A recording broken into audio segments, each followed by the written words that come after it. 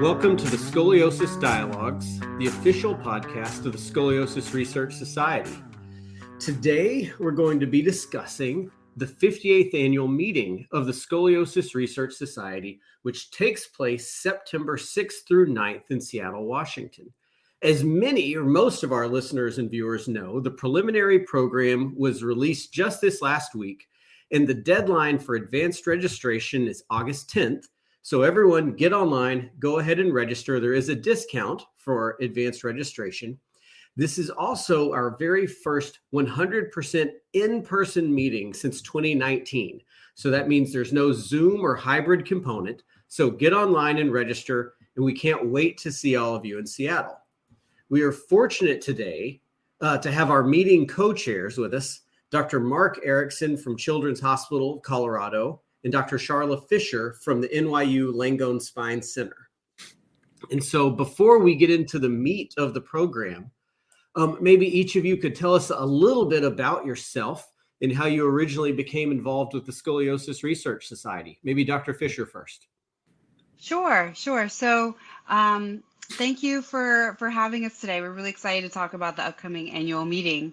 I'm adult focused. And I've been in practice for about a little over 10 years, almost 11 years. And I originally got involved in SRS when I first started practice. I thought it was a very good scientific meeting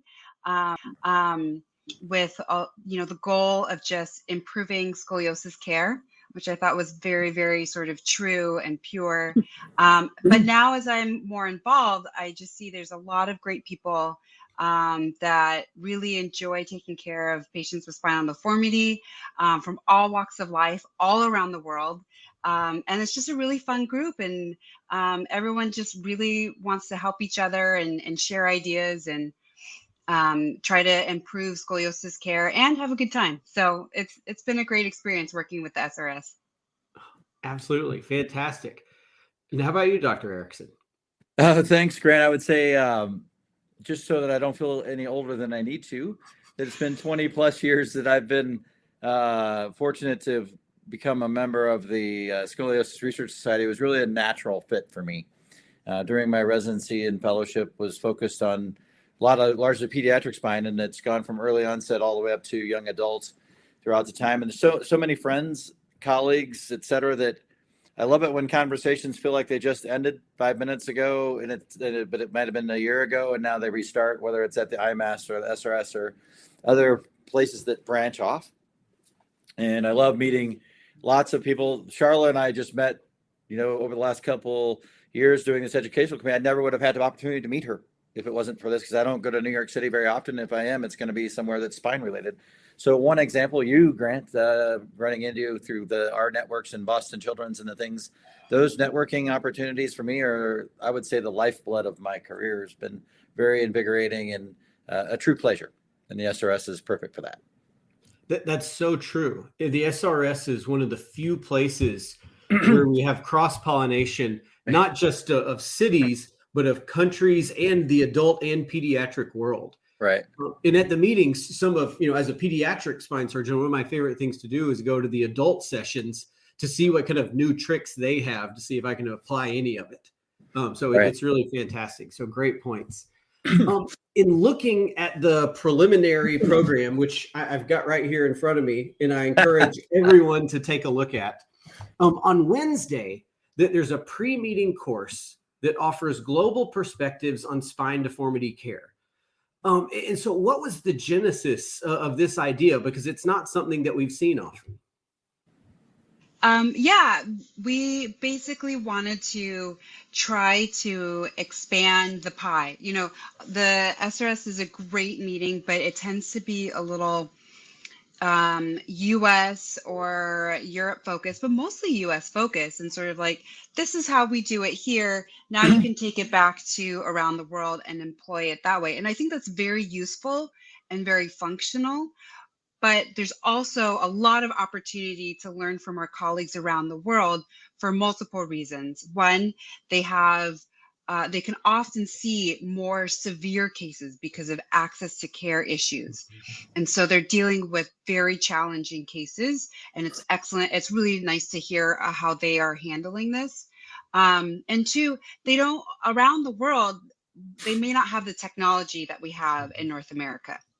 So if you come to an SRS meeting in the past, you may hear someone say, well, I navigated my cuts for a PSO or something like that.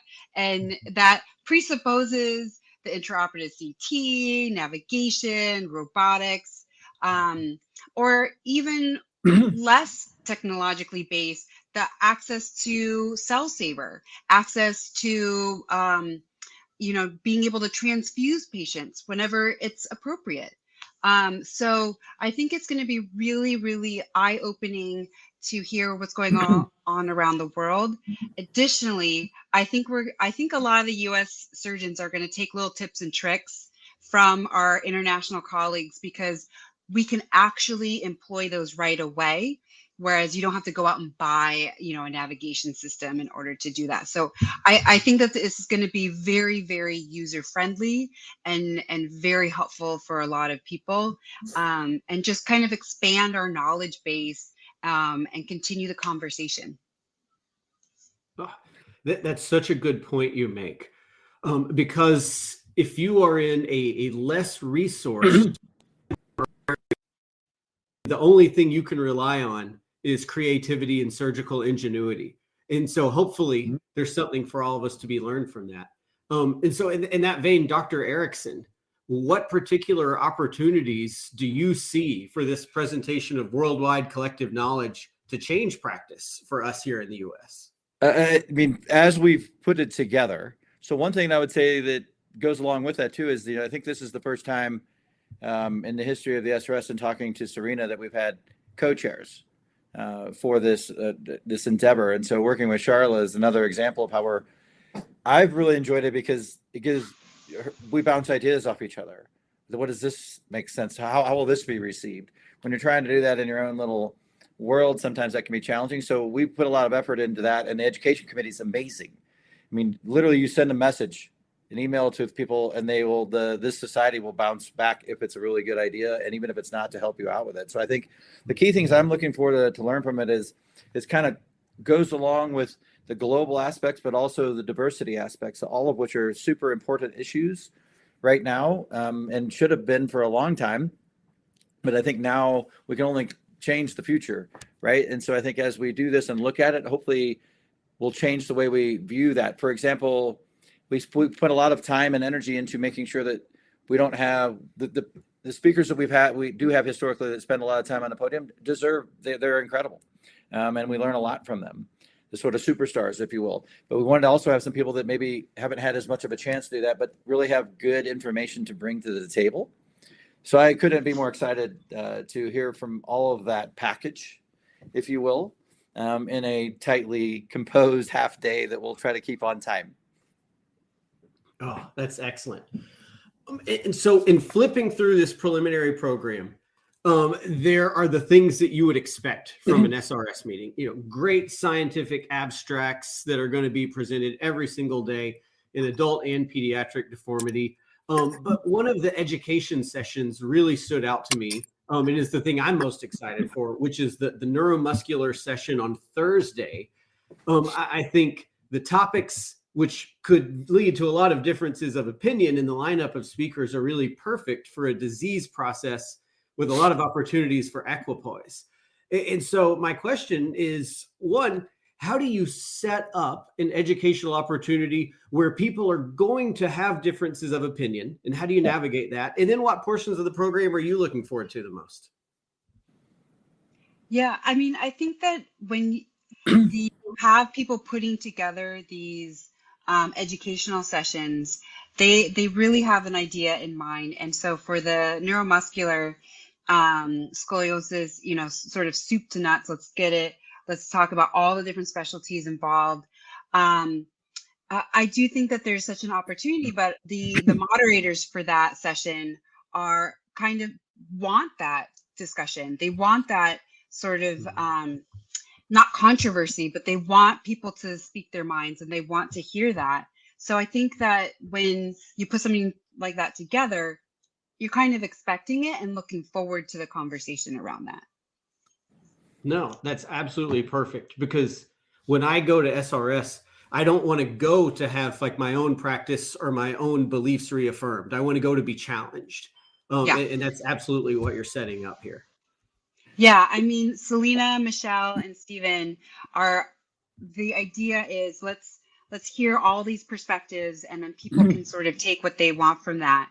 And I think what's really exciting, at least as far as educational opportunities to me, is the other half-day course for the adult deformity side really brings in the heavy hitters, the known speakers, the people doing the publishing.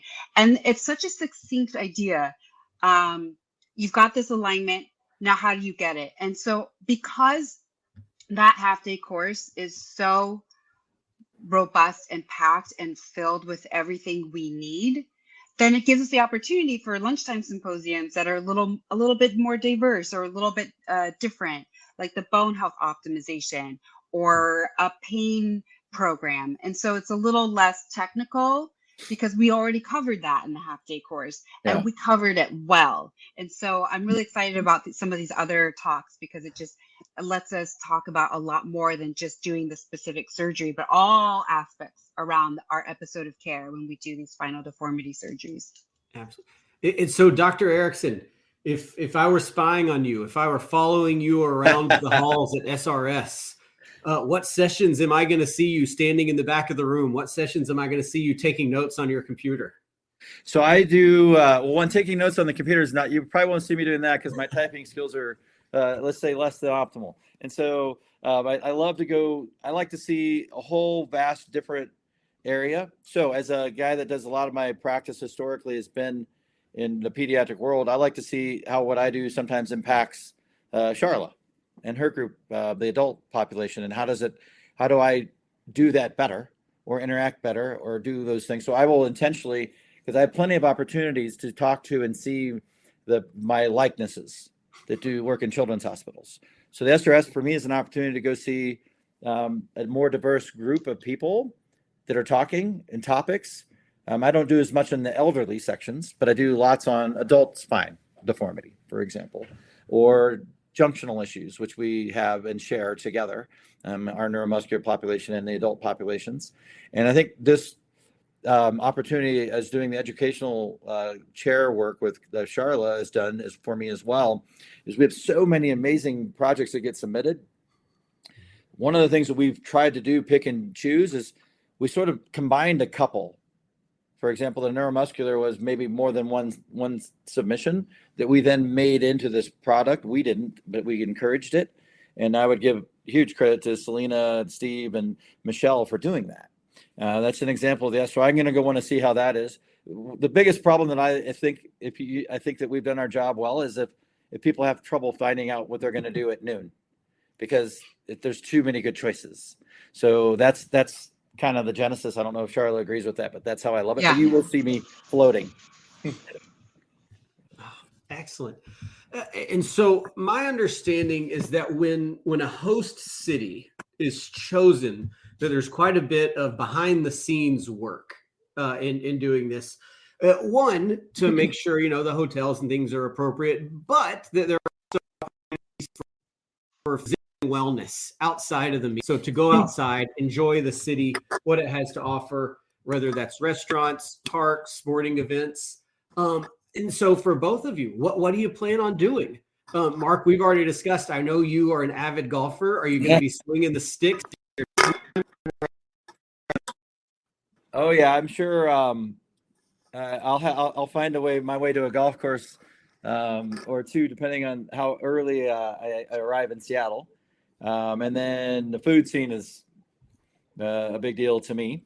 I especially like the Seattle food scene because I really like the salmon. And if you haven't been to Seattle before, you don't just order salmon; you order a species of salmon, and so you get to sample how the Northwest serves that and the differences in those types of things. If you're into that Pike's fish market is a blast. If you're a food or salmon connoisseur, you can go to. So between those things and then just liking to be outside and hiking around the Sound, I think my days will be full.